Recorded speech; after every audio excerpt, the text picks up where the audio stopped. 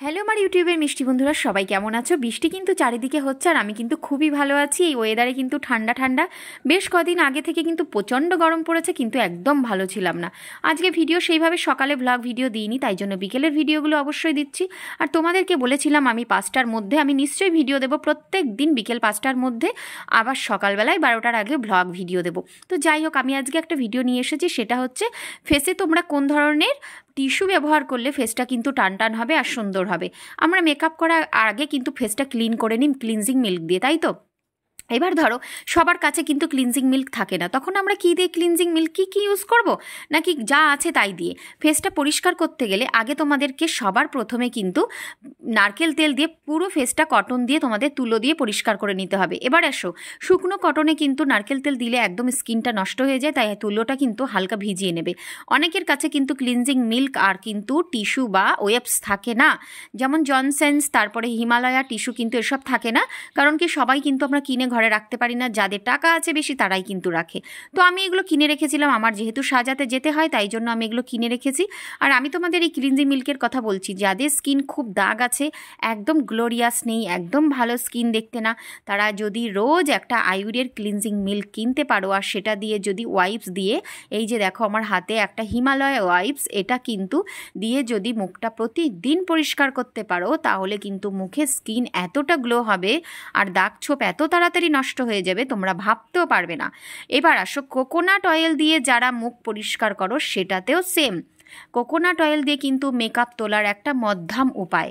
আমাদের কাছে যখন টিস্যু থাকে না বা ওয়াইপস থাকে না, তখন কিন্তু আমরা কোকোনাট অয়েল ব্যবহার করি। কোকোনাট অয়েল যে কোনো ধরনের হয়, প্যারাশুট, শালিমার, আমি তো শালিমার ইউজ করি, আর আমি শালিমার কোকোনাট অয়েল ইউজ করি, চুলেও ব্যবহার করি, কারণ এটা কিন্তু আমার কাছে খুবই ভালো দেয়। তাহলে আমি টিস্যুটা দিয়ে মুখটা মুছছে তোমাদেরকে মানে কথাগুলোই বলতে চাই যে সবার কাছে কিন্তু টিস্যু থাকে না, আর টিস্যু দেওয়া কিন্তু মুখের জন্য খুবই দরকারি।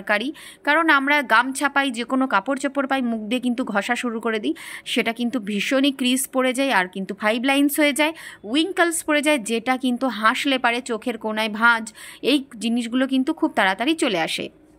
তো 30 এজ হয়ে গেলে এই জিনিসগুলো মেনে নেওয়ার চেষ্টা করবে, যে কখনো কোনো আজে বাজে কাপড় বা শক্ত কোনো কিছু দিয়ে মুখে কিন্তু ঘষা মাজা করবে না। এটা কিন্তু তোমাদের জন্য বা আমার জন্য খুবই খতরনাক হয়ে যেতে পারে, পরে কিন্তু স্কিন একদম ভালো হবে না, যতই চেষ্টা করো। তার চেয়ে তোমরা কোকোনাট অয়েল হাতের উপরে দিয়ে, দুটো ফিঙ্গার টিপস দিয়ে যদি চোখের নিচে ওপরে ভালো করে ঘষে হালকা ম্যাসাজের উপর ডিপেন্ড করে যদি মুখটায় ম্যাসাজ করো, তাহলে কিন্তু স্কিন অনেক গ্লো করবে, আর কোনো রকম দাগ, স্পট, উইঙ্কলস কিচ্ছু হবে না। যাই হোক, আমি বকবক করতে করতে কিন্তু ওয়াইপস দিয়ে মুখটা পুরো ক্লিন করে দিয়েছি। আর এটা তোমাদের বলতে চাইছি, ওয়াইপস কিন্তু ব্যবহার করা ভালো, আর সঙ্গে যাদের ওয়াইপস নেই তারা কিন্তু কোকোনাট অয়েল ইউজ করতেই পারো। এবার আমি টোনার দিয়ে দেখাচ্ছি। টোনারটা অ্যাকচুয়ালি আমি মেকআপের ভিডিওটা পরের স্টেপে দিচ্ছি, কারণ মেকআপের আগের এই দুটো কথা আমি তোমাদের কাছে নিয়ে এসেছি।